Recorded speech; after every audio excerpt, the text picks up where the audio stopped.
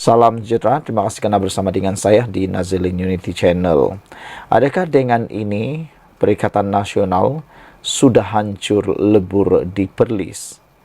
Hari ini disahkan tuntutan palsu RM600.000, anak Menteri Besar Perlis dan seorang bekas setiausaha politik kena dakwa. Anak lelaki kepada Menteri Besar Perlis dan bekas setiausaha politiknya akan didakwa di Mahkamah Berhubung. Kes mengemukakan tuntutan palsu mencecah RM600.000 esok atau hari ini. Pertuduhan ke atas anak Muhammad Syukri Ramli berkenan adalah mengikut Seksyen 18 Akta Suruhanjaya Pencegahan Rasuah Malaysia SPRM 2009. Anak Menteri Besar Perlis akan didakwa di mahkamah pada hari Khamis. Maklumat lanjut mengenai pertuduhan akan dimaklumkan pihak SPRM nanti, lapor Berita Harian memetik sumber. Pada 24 April lalu, anak Menteri Besar Perlis antara 6 individu yang direman oleh SPRM bagi membantu siasatan pemalsuan dokumen tuntutan palsu berjumlah RM600.000. Turut direman ialah pegawai kanan pejabat Menteri Besar Perlis. Suspek berusia antara 27 hingga 37 tahun ditahan bagi membantu siasatan berkaitan pelaksanaan projek pembangunan prasarana seperti membaik pulih, menyelenggara, perbekalan dan perkhidmatan di seluruh Perlis sejak tahun 2022. Saudara-saudara sekalian, satu lagi ulasan ataupun berita yang menggemparkan kita ialah apabila ada laporan mengatakan ada satu parti ataupun ada satu pesta yang berlangsung di negeri yang ditadbir oleh PAS. Kini, kata pemimpin, kita akan siasat, kata anak Hadi selepas tular parti pakai bikini. Pengerusi Jawatan Kuasa Penerangan, Dakwah dan Pemerkasaan Syariah Negeri Terengganu, Dr. Muhammad Khalil Abdul Hadi berkata, siasatan terperinci berhubung isu penganjuran sebuah parti berbikini di Pulau Lang Tengah pada 20 Mei lalu. Kita akan siasat terlebih dahulu. Jika terdapat kesalahan, kita akan ambil tindakan sewajarnya mengikut lunas undang-undang, katanya. Tanggungjawab mencegah kemungkaran adalah tanggungjawab bersama antara pihak berkuasa dan rakyat, katanya dipetik Berita Harian BH. Heboh di media sosial mengenai penganjuran secara memaparkan sekumpulan wanita berpakaian seksi termasuk berbikini. Berdasarkan poster yang tular, program maksiat dan mengundang bala itu dikatakan berlangsung di tepi pantai di Pulau Lang Tengah pada 20 Mei lalu. Turut tersebar foto dan video yang dikatakan dari parti yang diisi nyanyian serta tarian memperalat tubuh wanita. Sementara itu, pengerusi Jawatan Kuasa Pelancongan Kebudayaan Alam Sekitar dan Perubahan Iklim Terengganu, Datuk Razali Idris berkata, pihaknya akan memanggil pemilik pusat peranginan berhubung penganjuran parti seksi itu. Katanya, pertemuan yang dijangka esok itu turut disertai Jabatan Hal Ehwal Agama Terengganu dan Majlis Bandaraya Kuala Terengganu. Razali berkata pihaknya mahu meneliti jawapan daripada pihak primis swasta itu terlebih dahulu sebelum sebarang tindakan diambil. Kita akan menyiasat perkara ini terlebih dahulu.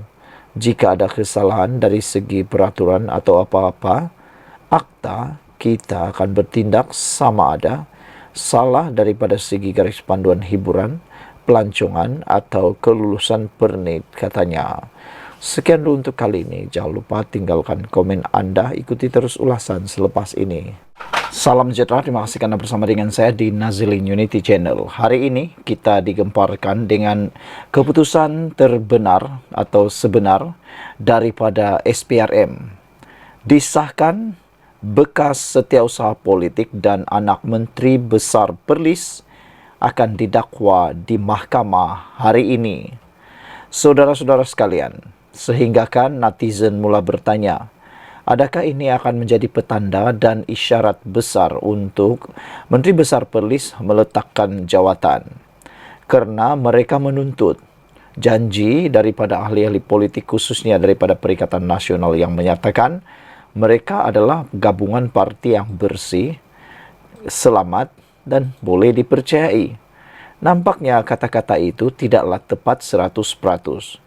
Jadi sebab itulah ramai penyokong Pakatan Harapan, ramai netizen yang menuntut supaya Menteri Besar Perlis ini cepat bertanggung jawab dan letak jawatan atau berehat, bercuti panjang, sementara kes anaknya ini diselesaikan.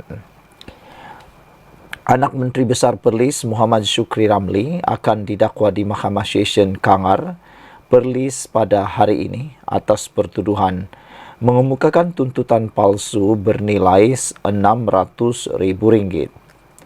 Ketua Pesuruhjaya SPRM Tan Sri Azam Baki berkata, anak Muhammad Syukri yang juga pemilik sebuah syarikat akan didakwa mengikut Seksyen 18 Akta SPRM 2009 pada jam 8 pagi ini.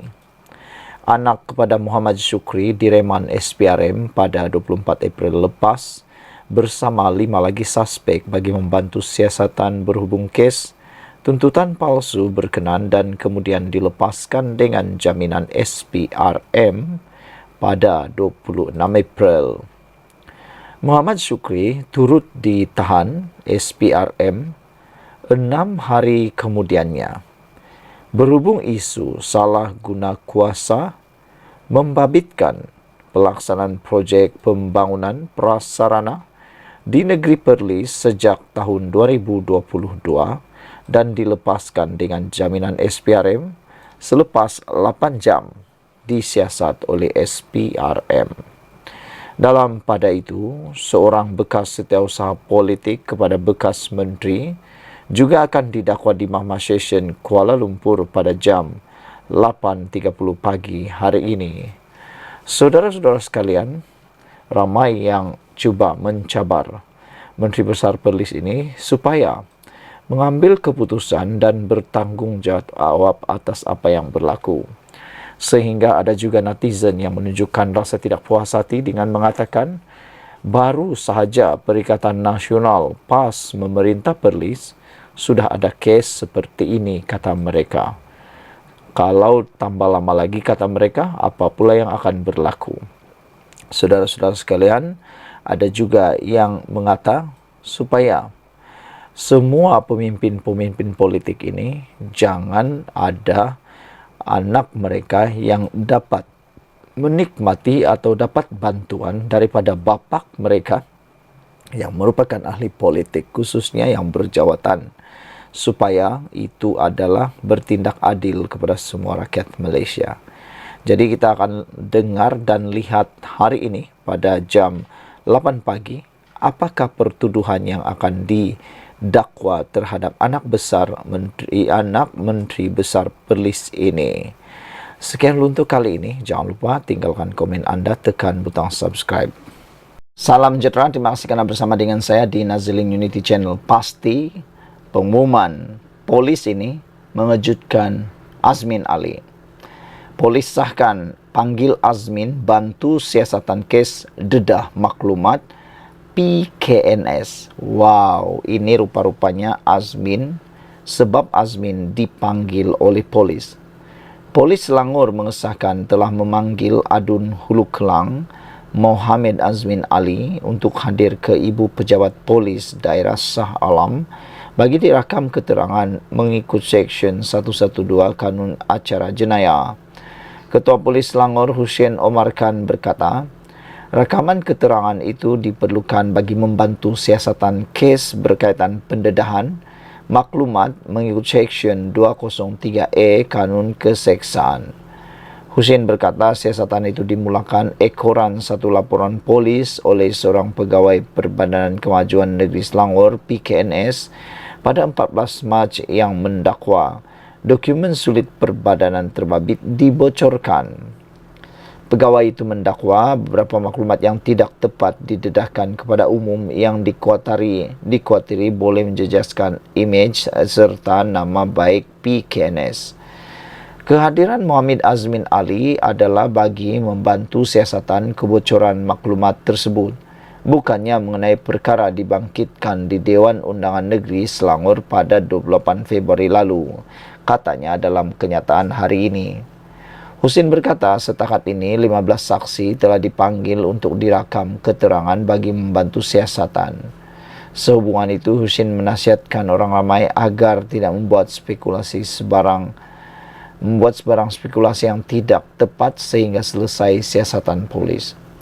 Terdahulu media melaporkan Azmin yang juga Ketua Pembangkang Dewan Undangan Negeri Selangor mendakwa menerima notis di bawah Seksyen 111 Kanun Prosedur Jenayah berikutan tindakannya yang membangkitkan isu rakyat serta pentadbiran kerajaan Selangor ketika di persidangan negeri itu. Satu komen daripada netizen berkait isu ini ialah, Red Parrot kata, PDRM selepas ini perlu bertegas, keluarkan waran tangkap kalau perlu, katanya. Pendedahan maklumat rahsia sesuka hati dan ditokok tambah dengan maklumat tidak tepat boleh menjejaskan imej dan reputasi PKNS, sebuah agensi kerajaan negeri Selangor yang sangat terkenal. Peruntukan undang-undang sangat jelas dan sesiapa yang sengaja melanggarnya harus bersedia menerima hukumannya. Sekian untuk kali ini. Jangan lupa tinggalkan komen anda, tekan butang subscribe. Salam sejahtera, terima kasih kerana bersama dengan saya di Nazlin Unity Channel. Ini pengakuan dan pendedahan Anwar yang ditunggu-tunggu oleh rakyat Malaysia.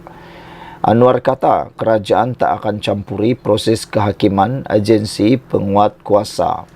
Inilah yang sepatutnya berlaku di Malaysia, iaitu kerajaan tak campur tangan proses kehakiman serta agensi penguat kuasa. Ini yang patut dilakukan supaya kehakiman berjalan bebas dan penguatkuasa juga bebas tanpa dipengaruhi oleh politik atau sesiapa juga.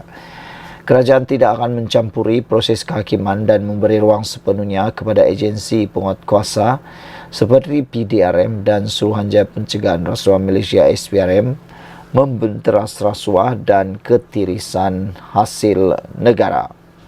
Perdana Menteri berkata peranan Jabatan Audit Negara juga perlu diperkasa supaya tata kelola dalam perkhidmatan awam dapat ditambah baik. Hal ini kita tekankan untuk mendapat dukungan dan bertindak dengan begitu tegas dan baik serta menjalin perkhidmatan awam yang lebih teratur, bersih daripada rasuah, kelembapan dan kemalasan. Mungkin ada yang memandang remeh dan anggap ini sebagai slogan politik. Tetapi akibatnya besar sekali yang mungkin tidak ramai sedar. Kesannya berantai dan menjalar hingga ke bawah. Kata Anwar, yakinlah dan insya Allah kita dapat enteras sekiranya kita bertindak secara konsisten, berani dan tegas melawan rasuah. Daripada peringkat tertinggi sehinggalah serendah-rendahnya, kata Anwar lagi. Anwar berkata demikian ketika perutusan negara yang disiarkan secara langsung di semua saluran media tempatan malam tadi. Dalam masa sama, Perdana Menteri meluahkan keyakinan isu rasuah dapat diselesaikan jika dibenteras secara konsisten dan tegas. Tegasnya, perkara itu dapat dilihat dalam tender terbuka projek rancangan tebatan banjir yang mampu jimat uang rakyat sehingga 2 bilion ringgit. Selain itu, jelasnya sindiket penyeludupan di pintu masuk negara oleh sekelumit kecil pegawai awam berjaya ditumpaskan yang menyaksikan hasil negara tiris hingga 2 bilion sejak 2017.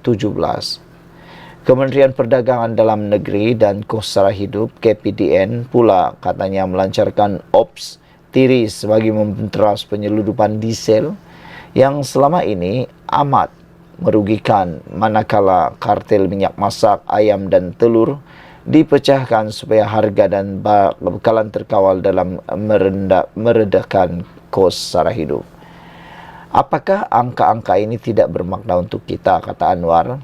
Sekiranya dikumpul, ia dapat dimanfaatkan untuk menambah bantuan rakyat dan meningkatkan mutu prasarana rakyat, tambah Anwar lagi. Saudara-saudara sekalian, inilah yang sepatutnya dibuat, inilah yang sepatutnya kita ada, yaitu kerajaan tidak akan campuri proses kehakiman dan juga agensi penguat kuasa. Ini yang kita mahukan. Tiada campur tangan daripada kerajaan dalam bidang kehakiman dan tiada campur tangan oleh kerajaan dalam agensi penguat kuasa, khususnya SPRM dan PDRM. Maka dengan itu negara kita akan lebih dihormati, negara kita akan lebih maju dan tidak ada sebarang unsur yang ditakuti oleh dua perkara ini, yaitu kehakiman dan penguat kuasa. Apa pendapat Anda? Sila tinggalkan komen Anda, tekan butang subscribe.